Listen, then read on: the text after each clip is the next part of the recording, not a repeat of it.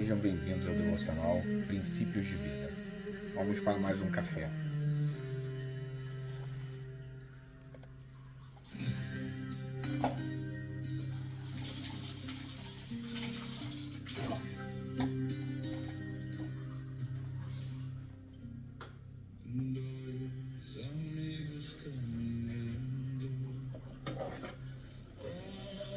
Tristes e cabisbaixos esperavam tanto de Jesus,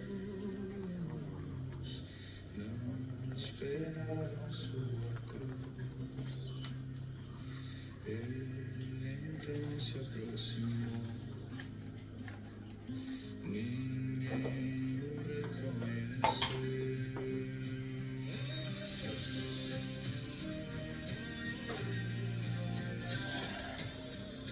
Muito bem. Vocês já sabem que a gente está nessa jornada, né? Lendo esse livro, uma jornada de oração pelo caminho de Emaús. E hoje eu levantei para a meditação e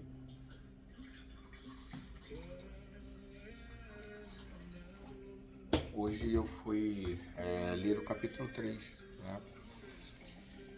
E o capítulo 3 fala justamente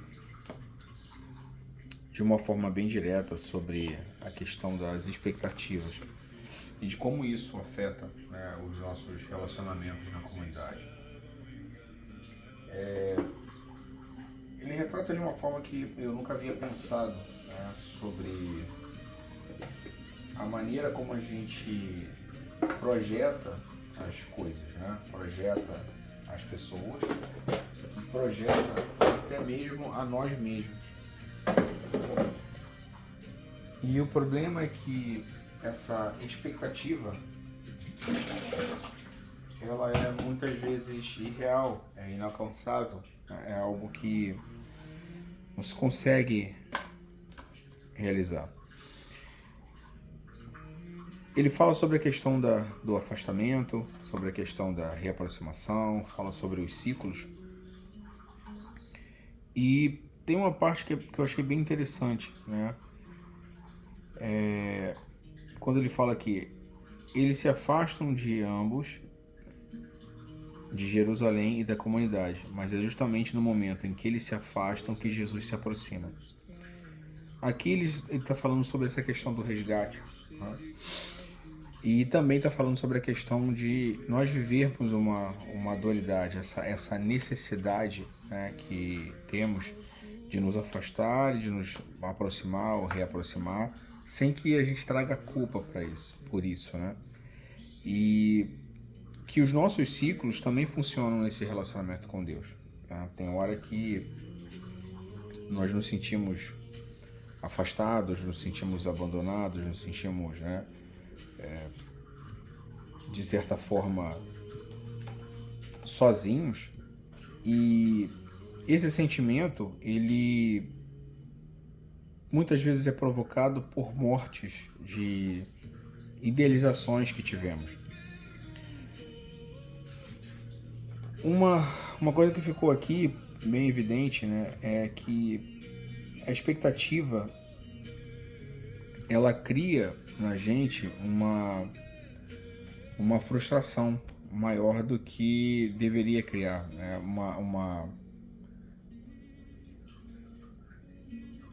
A gente espera por algo que é apenas idealizado e que não é alcançável. E a dor da nossa frustração, ela impede a gente enxergar o todo. Pensa bem, esses caras andaram pelo caminho, estavam ali discutindo acaloradamente os acontecimentos, estavam numa jornada de retorno para as vidas que eles deixaram. Esse retorno para a vida que eles deixaram tinha tanto peso de frustração de não ter acontecido aquilo que eles esperavam, que eles não conseguiam entender o todo do plano que foi feito.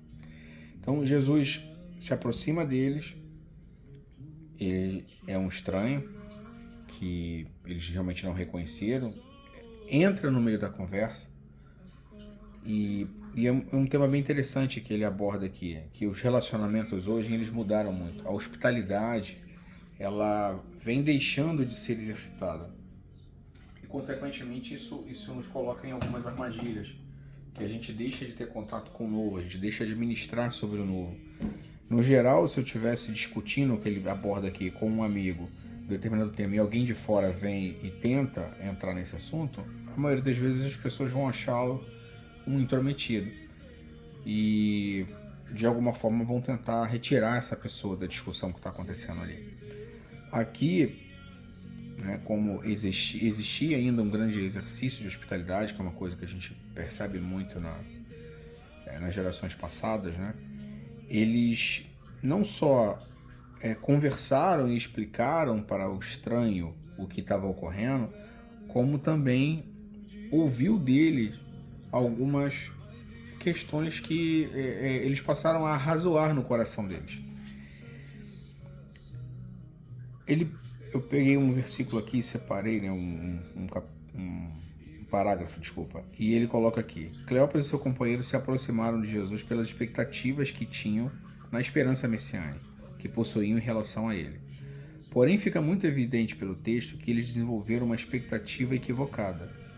Disse Jesus: não devia o Cristo sofrer essas coisas para entrar na glória?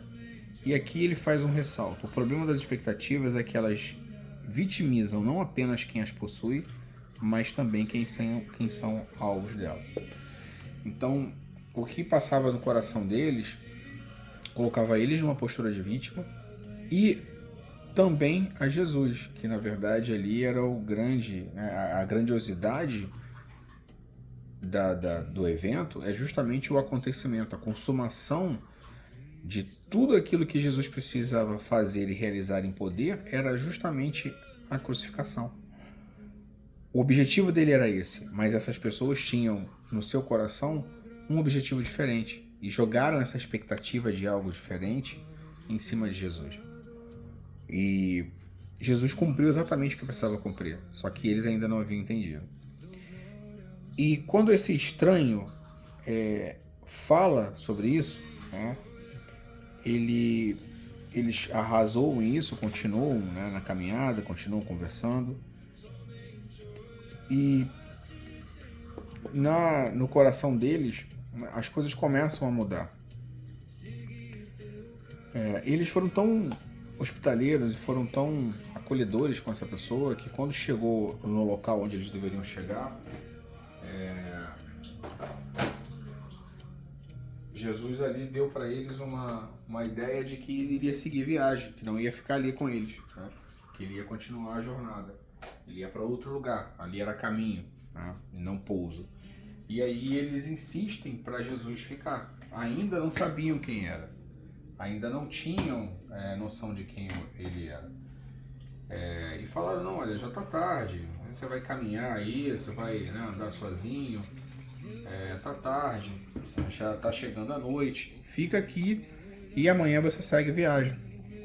Eles abriram espaço para conversa, para o diálogo, abriram espaço para o aprendizado, abriram espaço para troca e principalmente para hospitalidade. E foi justamente neste momento em que eles, né, foram comer juntos, quando Jesus tomou o pão e partiu, que eles o reconheceram. E aí, neste exato momento, Jesus desaparece dali. É uma coisa muito interessante, né? Porque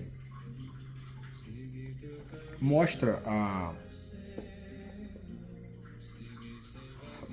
aproximação, né? Mostra a importância que Deus dá para quem está muitas vezes perdido no caminho, mostra a questão do resgate e reacende a esperança no coração deles. Mas aquele caminho de dor, aquele caminho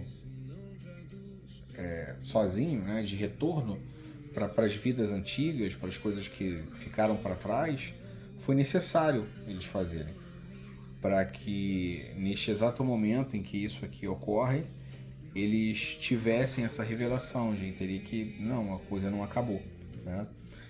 Na verdade, tudo que aconteceu estava sob o controle, né, de Cristo, que era necessário que acontecesse.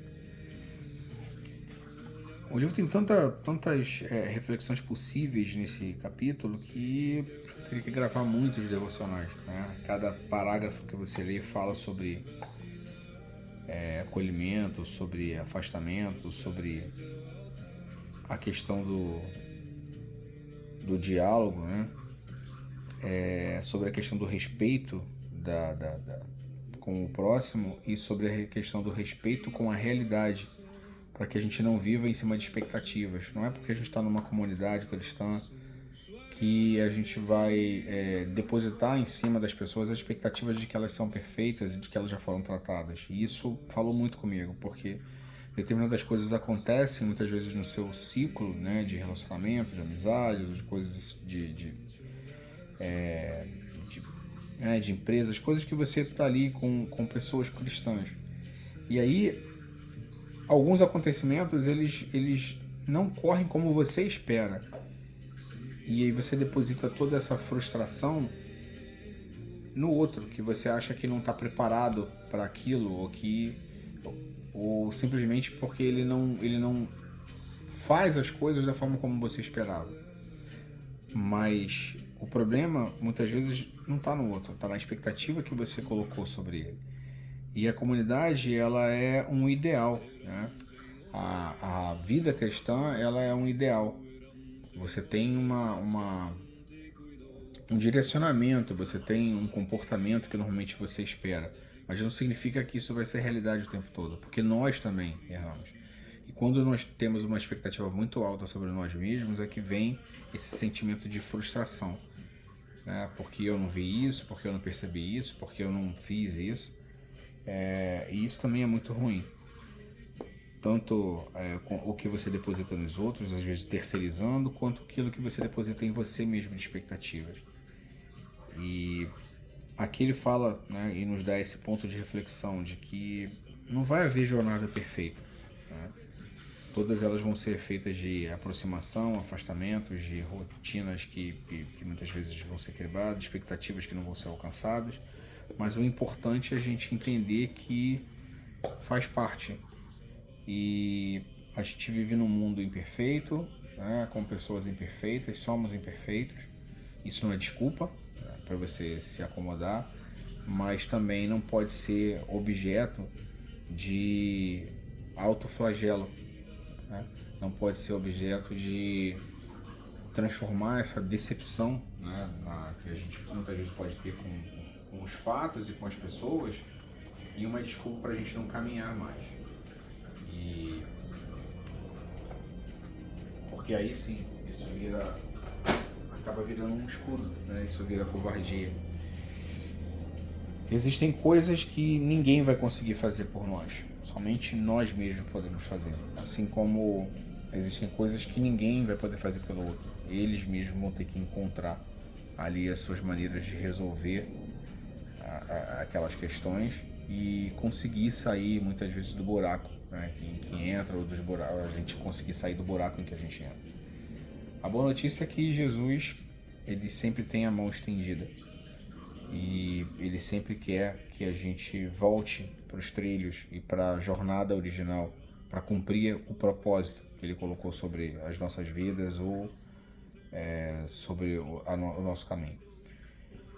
E é isso.